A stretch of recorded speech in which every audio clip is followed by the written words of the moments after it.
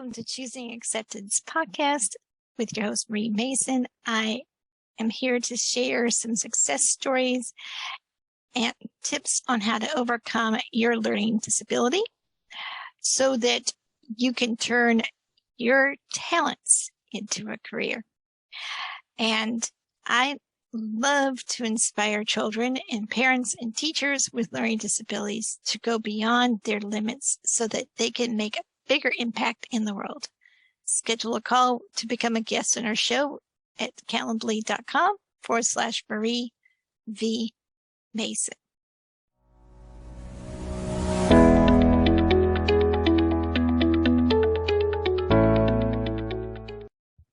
And welcome back to the Choosing Acceptance podcast with your host, Marie Mason. We have a great show lined up for you, and you don't want to miss it.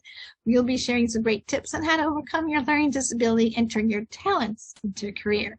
At the end of each episode, we will share how to get access to great resources to help you understand and improve your learning disabilities. Today's topic is overcoming the fears of success with our guest, Dan Portik. And say hi, Dan. Hello. Thanks for having me. You're welcome. It's a pleasure having you. And before we bring up today's guest, I'm going to share the top tips of the week, and then we'll go to a commercial break and bring Dan back up. So you will stay in the room with me, by the way. So last week, we defined attention deficit hyperactivity disorder, known as ADHD. And on today's top tips, there are the three common signs of ADHD, which will help us with the journey to understanding ADHD. I have to slow myself down sometimes, Dan, so I can enunciate. Sure. So there you go. What comes to mind, and I'm going to ask this to Dan too. What comes to mind when you think about ADHD? And we'll give you some examples and see if you have some of your own, okay? First, a child fidgeting while a teacher is talking. That's kind of a common one, right? Or maybe someone saying, I can't stop dreaming about popcorn. Or fill in the blank there, okay? It might not just be about popcorn. But I don't know if anyone on this audience relates to those case scenarios. But let me ask you, Dan, do you have an idea of another example? I think mostly it's just the attention end of it, where a child might get frustrated or an adult could get frustrated not being able to, not necessarily comprehend, but decipher what someone's saying, that kind of thing. I've seen that before and things of that nature. Yeah. That's a good example. Okay. I just figured I'd ask because you Sure. never know. Everyone comes across people with different learning disabilities, and we all have different experiences. So it's nice to share that. So thank you for sharing that. So ADHD has been diagnosed in all ages from infants to 80 years old. And I think even higher than that, to be honest. But in fact, 50 million of adults suffer from this disorder. And I don't know if you knew that fact, Dan, but I was rather surprised how high of that number of adults even have it. I'd be curious about how many children have it as well.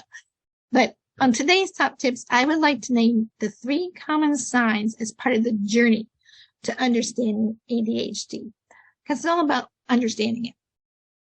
So name the three common signs that are found with people coping with ADHD. The three common signs basically are concentrating, which I think is something you were sharing an example of, hyperactivity, and impulsivity. So let's define them. First, concentrating and difficulty concentrating can manifest itself as the inability to stay on task for extended periods of time, or they can have a difficulty focusing on just one task, or the difficulty of following simple directions. Hyperactivity can present itself as restlessness or excessive talking, yak, or difficulty sitting still.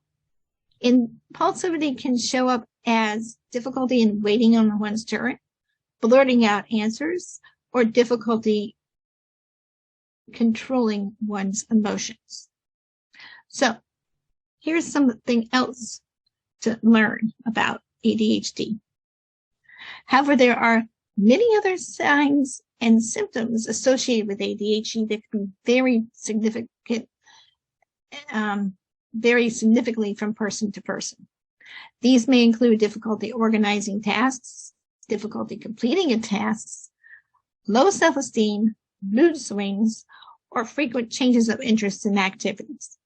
It's important to note that the presence of these signs and symptoms may not necessarily mean that a person has ADHD, as many of these behaviors can be seen as people without this disorder. And some of these cross over in other learning disabilities as well. So it's important to seek professional help to accurately diagnose and treat ADHD. And ADHD is treatable. Before I bring up our guest today, here's a word from one of our sponsors, and we'll be right back after this commercial break.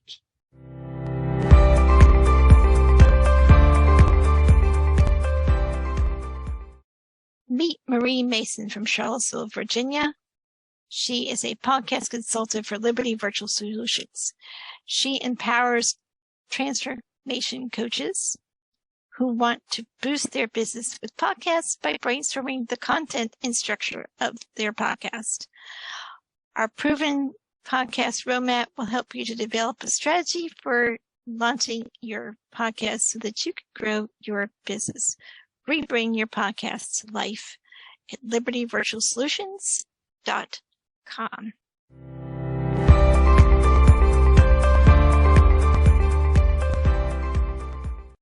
All right. Welcome back to the Choosing Accepted podcast with your host, Marie Mason. And today's guest is Dan Portik.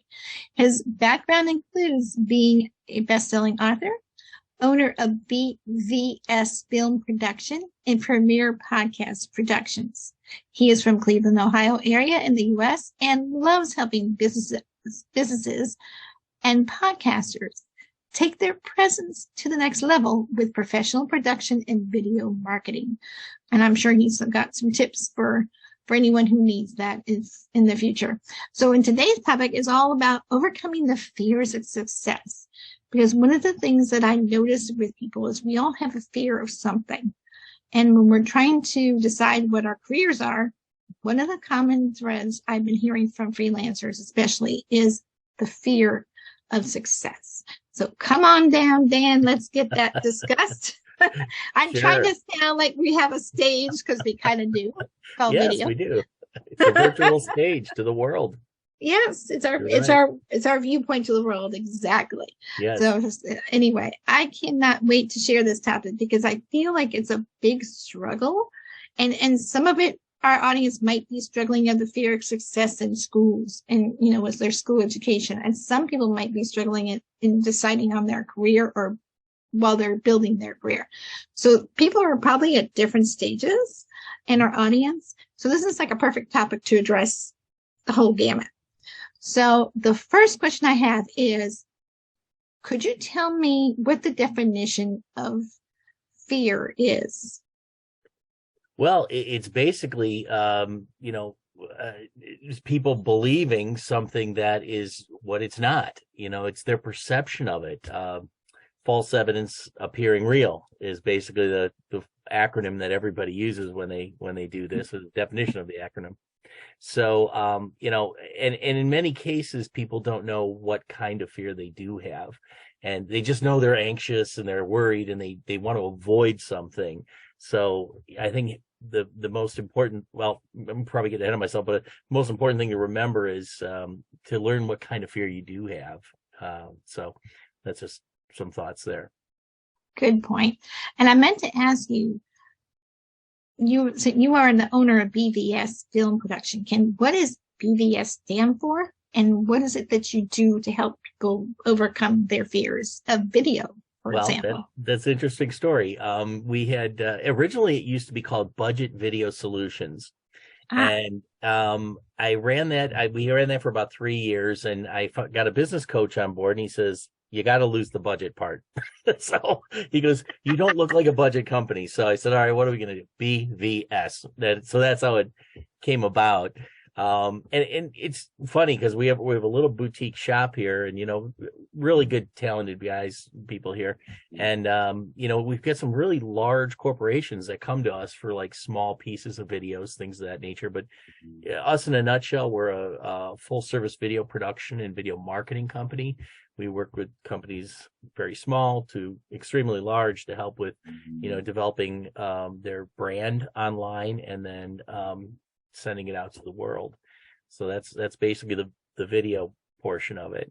Premier Podcast Productions is a branch this year that just came out, and what that is it's designed to help podcasters take their shows to the next level by utilizing video marketing, professional editing. We just saw that was a fairly untapped market that's growing, and felt it would be a good fit for us. And we started January 1, and it seems to be growing already. So it definitely works, and we're trying to help a lot of people out there. Good. And the key thing I like you said is you're trying to help a lot of people, because in this day and age, most people are more into their what can they get out of myself rather than giving back to the community. So that's awesome. Yeah. And we applaud everybody who is out there to help the community. So thank you for that. Yeah. And then the next question after the definition part is, how do you overcome the fear in general? Do you have any tips on that?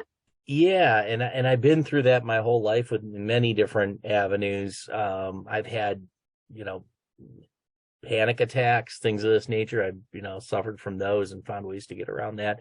But I think one of the main things to know is realize that you do have fear, and it's not just an anxious feeling. There's nothing wrong with you.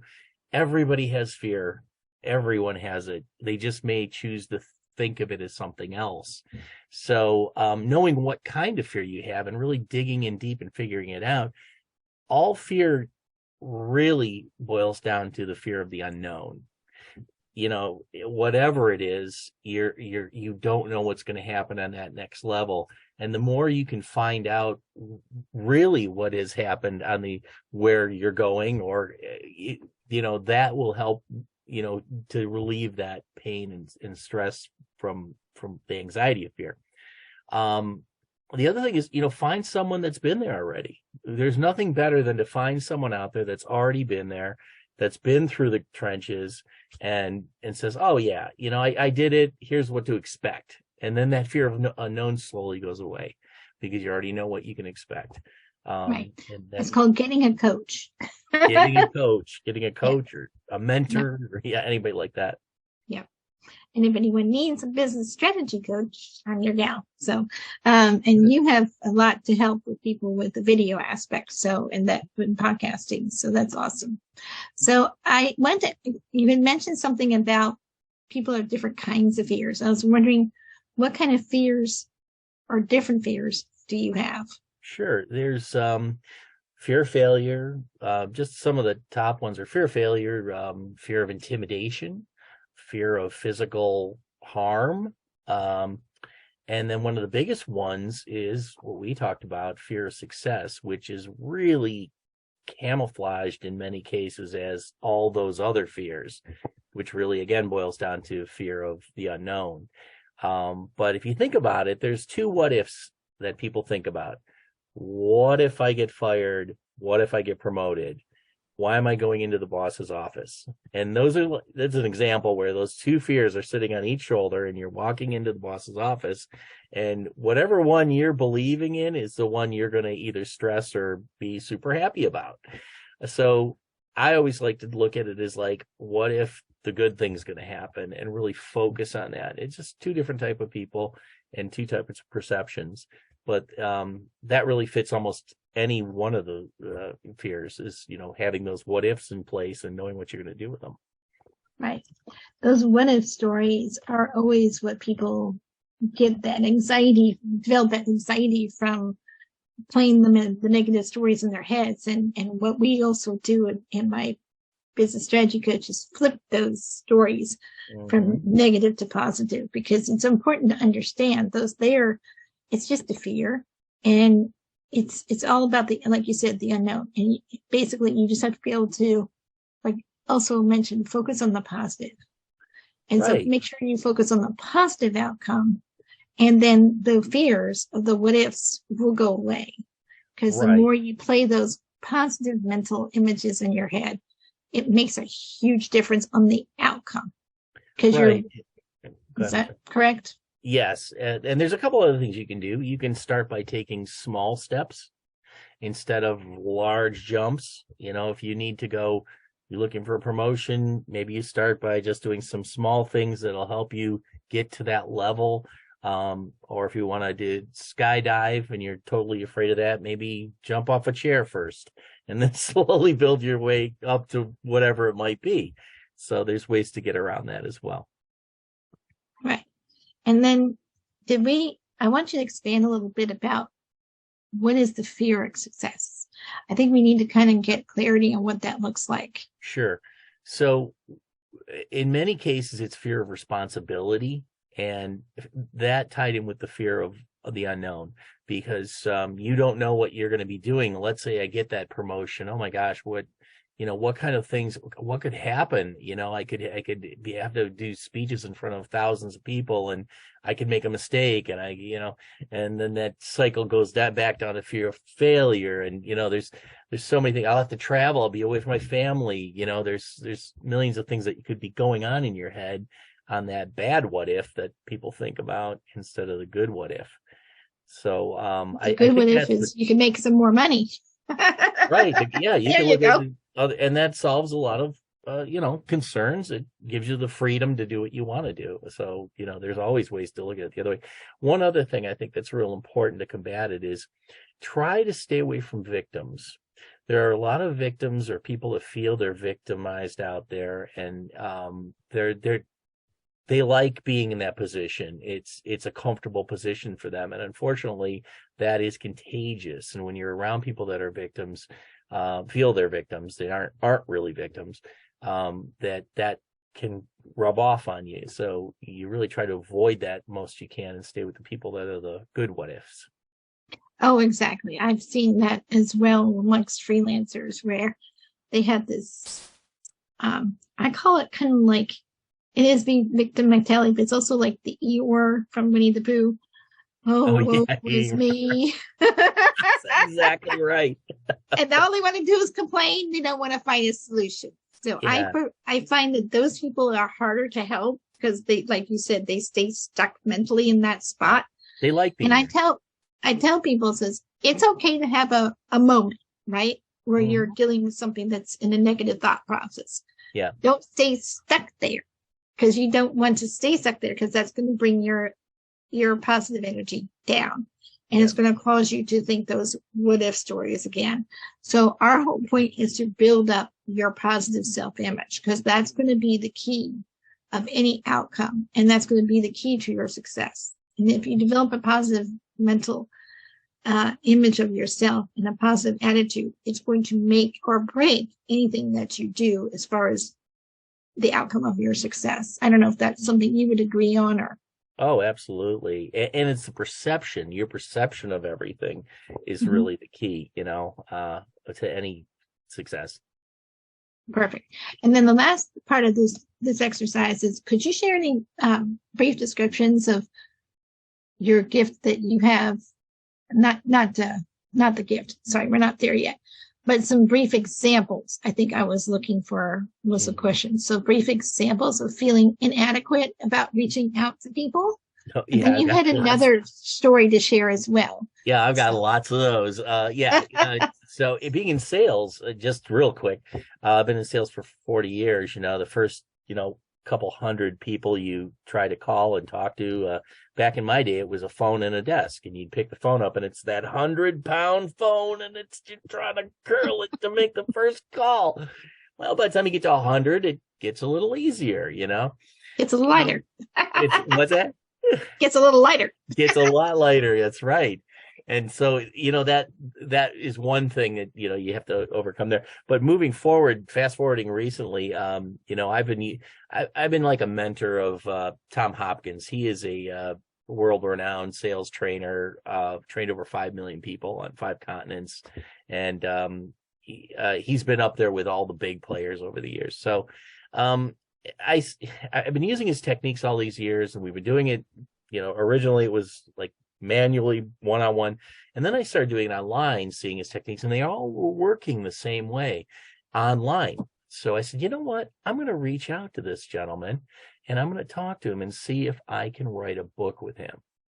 Now, I never wrote anything in my life. I've never done anything like that. I've never met the man. I had no idea. But I said, you know what? I'm going to do this. The fear was so great to me to even ask this guy. And it was just a LinkedIn in-mail is what it was. And I just, it's kind of like an email you would send out through LinkedIn. Mm-hmm. And I just wrote up what I said. And I said, that button, to push that button, I thought I was going to explode the world. It was the send button. It's like, hit it. It's not the easy button from Staples, right? No, I was perspiring. It was the fear in me. How dare I ask this giant of a salesperson to work with me, And within a day, I got a message back from him in LinkedIn. And he says, you know what? I got your information. Sounds intriguing. I'm going to put this through to my team and someone will get back to you shortly to see if there's a fit. Wow. Guy, he was actually accessible. So I got a hold of him and, it was great. So I would say 3 or 4 weeks went by and I didn't hear anything. And all of a sudden I get an email from his vice president. And she gets on the phone with me, and I think it was a phone call. And she says, I want you to know we went through all your information. We like it. We have a publisher. We're ready to write the book. Wow. He's written 24 books. One was a 3 million copy bestseller. So I'm like, okay, I'm an author now, but I'm not. I'm trying to, what do I do here? So she says, don't worry about it. We're going to walk you through the whole process. We will take care of everything. You just give us a brain dump on what your ideas are and just type and don't stop typing and send us everything. So I did that. And probably, I don't know, we went back and forth for about 9 months on this thing. And it finally became a book, full-size book, full-length book. It's called Fill Your Funnel. And it was, the publisher took it. We did some specials on it through their group. And it became a bestseller, Amazon #1 bestseller in 2 countries and #2 in the United States within, I'd say, 4 weeks of the launch. So, wow. Okay. Now I'm an author working with one of these guys. Wow. I can't believe it, but it was all with the push of a button, with a send button and it was courage. I had to drum up the courage to be able to do it. Since then, I've developed a documentary for him. I've been to his house twice. We've talked. It opened up a lot of doors for me as well. And I've been able to help a lot of people with the information in this book on how to sell and how to really just live life in general. Tom put his time into it. I put my time into it. And, it worked out to be a really, really great venture for both of us. So do I smell a sequel? Since then I have put out 4 books. Oh, wow. Okay. So I do have 4 different books, all relating to the topics in that book. Excellent. No, that's good. And I understand completely because I wrote a book in 1989 back in college. Yeah. It was the second year of college and I was writing it for a literacy class. It was part of a project. Yeah. And I had my nieces at the time illustrated. They were first grade and kindergarten, I think, at the time. They are now adults and have their own kids, which I find interesting and amusing. And the kids are almost adults themselves. Yeah, so right. For like 30 some years. But long story short, I wrote the book and had it illustrated by a professional because kids don't draw to scale. There you go.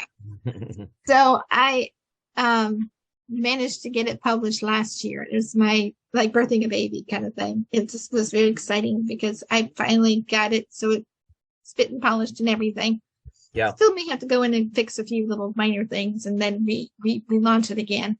But it's in really good shape for the most part. And I'm really excited because it's all about destigmatizing learning disabilities and helping to see people what's possible, what's, helping them to learn about what it is going on inside and outside the classroom and how to treat others and in all areas of their life. It's about what's possible. We're always hearing what we can't do. This is focusing, let's focus on what we can do. Let's focus on what talents and stuff we can contribute. Now, it doesn't mean we won't address the things that are trouble, but let's do it in a positive, more uplifting way rather than in the negative way. And you're really getting to see it in the viewpoint of the child. So you're walking through the day and seeing it through his eyes, which brings a unique perspective. So I'm really excited about it. That's why the podcast became part of this as well, because I wanted to bring awareness to learning disabilities and how we can help them and how we can overcome them. Because so many people have examples, and I'm sure you have some too. There's so many examples out in the world of people who are gifted and talented and have a learning disability and are, guess what, thriving. So I don't know, do you have anyone that you know of, an example of that? We do. One of our clients' sons is autistic, and it was really strange. She came to me and she says, "Hey, I know you guys have a recording studio. Would you record some of my son's songs?" And we didn't think anything about it, so sure, we'd be happy to. And we met him, and we realized that he was, autistic. And we kind of sat him down and asked him what he needed to do, and he sat down, and he was an amazing songwriter.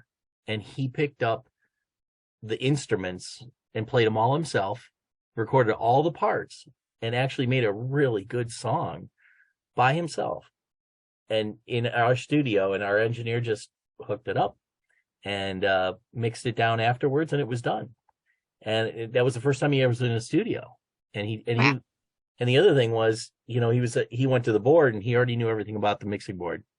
He knew everything about it. He's like, "Yeah, I'd like that a little higher. Can you fix the tone here?" And it was amazing. It was incredible. I mean, I was like, that was such an example. I couldn't believe it, that it's the case, but it is. It is, definitely. And one of the things I've learned about autistic children, because I've worked with them briefly as well, and that is they are really intelligent. They have a good grasp on something, that they have a skill set that's head and shoulders above everything else. But doing something like the simplest things might just escape them because their brain is at a different processing stage of things than how we normally think. And I have learning disability too. I have auditory perception. So believe it or not, I actually had a speech problem when I was growing up too. Here I am being a podcast host. See, you got over all your fears. Yep. You never know. Exactly. It's all about mind over matter, because your mind doesn't matter after a while. But anyway, the point is, do whatever it takes to succeed, because we need a lot of voices out there in this day and age. We need a lot of positive voices, especially. We have enough negative ones out there. So we need to have positive voices out there. Get out there and do those positive videos and do those podcasts, because I'm telling you, that's one of the reasons why I was kind of excited to have you on the show, because I'm always encouraging people to have a voice, whether it's writing a book, whether it's in the podcast videos, on TV. I don't care where it is and how you present the information. Yeah. As long as you present it in a positive, uplifting, encouraging, and educational kind of way, go for it. We need more voices. I don't know if you'd agree to that, but we do. We need a lot more voices. 100%. Yeah, that's and you hear so many negative ones out there, and you go, "Oh, geez." And the worst thing is they're very popular. The negative ones, right? You'll be surprised. And I think there's people out there that are combating that, and they're trying to get around it. So there'll always be good and evil, Yep. And hopefully we can get good will win. That's right. Exactly. Right for the good people. I'm just saying. But anyway, I cannot believe it's almost the time, the end of our show. Is there a resource that you want to share? In fact, I would like for you to even share a link to your book, if you wouldn't mind, as well. Yeah, so people can go directly to danportik.com, and all my books are there. So I'm going to offer one of ours, I'm going to give it away, for today. I'll have to figure out how to get it to you because I'm still working on the Amazon thing. I might just send you a hard copy of it, not a hard copy, but an electronic version, personally.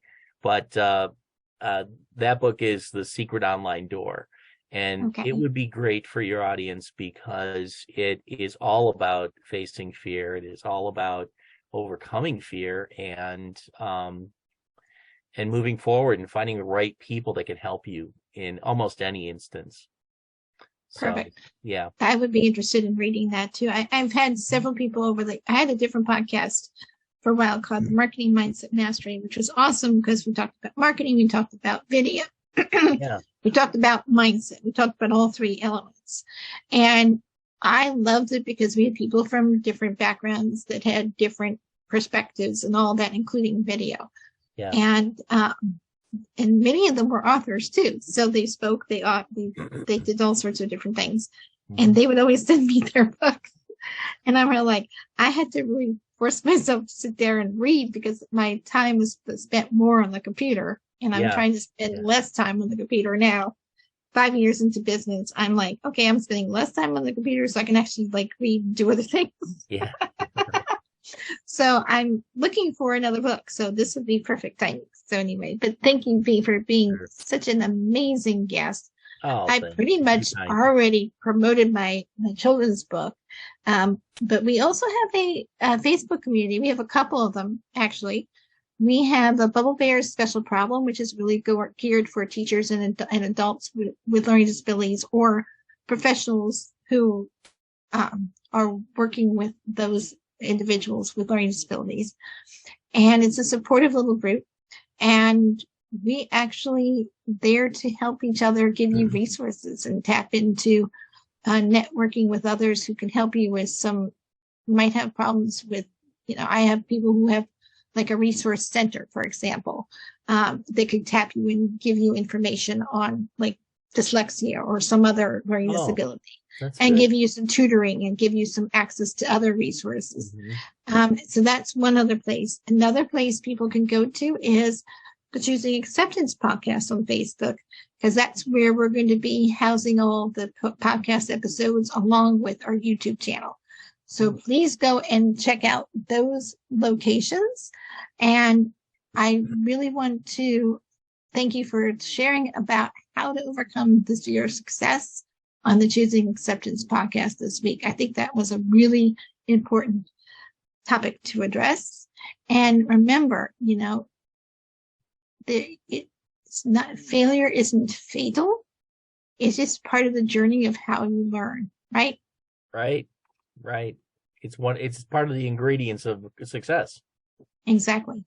Yeah. So please join us next week for great tips on how to overcome your learning disabilities and achieve success. We stream every week on our YouTube channel and our Facebook group where you can collect all of our offers. And Dan's going to make sure that he can give me his offer as well. So please make sure you like, subscribe, and the channel and the Facebook group, and also help us grow our podcast. So I'm your host, Marie Mason, with our guest, Dan, and we are saying goodbye until next time. And now here's a word from one of our sponsors, and have a great week, everyone. And that ends this week's show.